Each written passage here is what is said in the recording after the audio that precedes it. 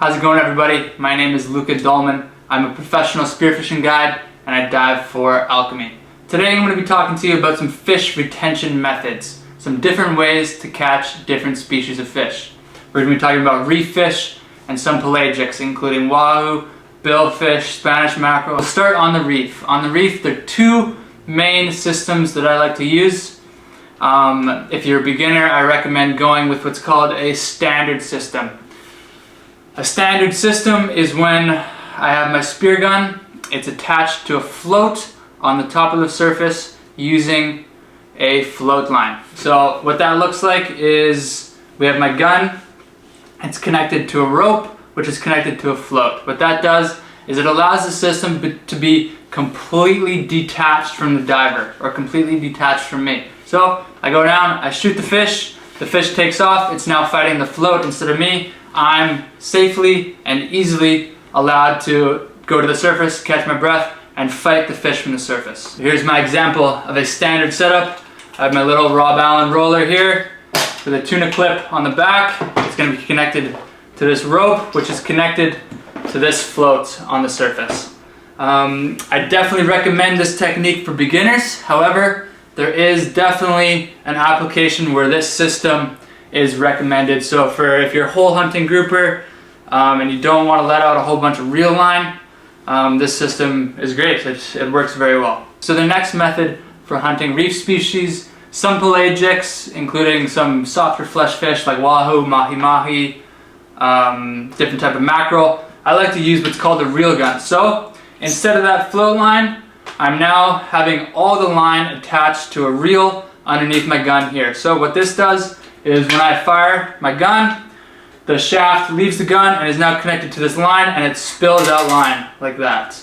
I like to use this because it simplifies my system, okay? It makes it really easy.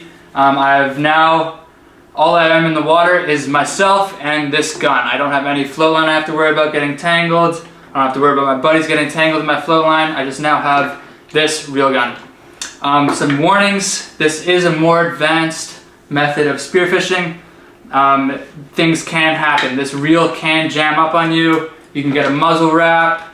You can get tangled in the reel line. This is a little bit more dangerous of a method. So I recommend people with a little bit more experience to be using reel guns. It's very important to remember that no fish is worth your life. Always dive safe.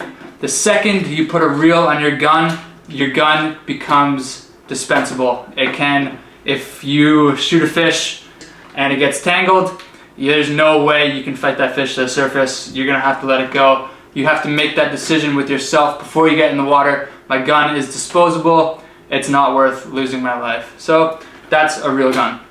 I like to use reel guns for species of fish that are softer flesh, so reef species including jobfish, ukus, certain types of trevally, snapper, grouper, even some pelagics. I like to use a belt reel and a reel system. A belt reel, I have a bunch of extra line on my belt that I can clip into. I like to use that for some smaller species of wahoo, or some smaller specimens of wahoo, mahi-mahi, something I need a little bit more control of. When done properly, you can land trophy fish with a reel gun. You just have to remember it is a little bit more dangerous.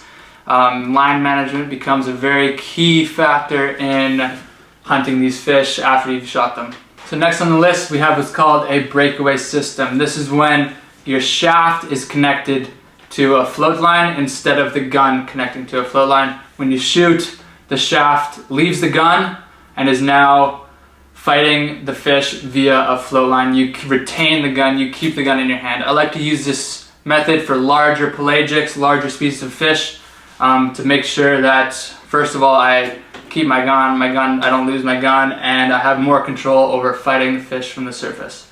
So I'm going to kind of go through this periodically, step by step, and in relation to what species I'm targeting. I'm going to be talking about softer flesh fish, wahoo, mahi-mahi, and some species of billfish. So for those softer flesh fish, I like to use what's called a bungee. This bungee, what it does is it allows the fish to run. It takes some of that pressure off the initial run. It's a little bit of give, and it allows that fish to kind of do what it wants without putting too much pressure on that shot. With softer flesh fish, your number one risk of losing the fish is it ripping out. So you want to take as much pressure off the fish as you can, and you use a bungee. This is a 30-meter bungee from Rob Allen, I think, and it's worked great for me. That bungee is then connected to a large float, a large 3-atmosphere float. This one's from Rife. I like to always use 2 because I never know what can kind of swim by. So I appreciate you guys watching the video. If you have more questions or anything that you don't quite understand, shoot me a message and I'd be happy to answer it. Cheers.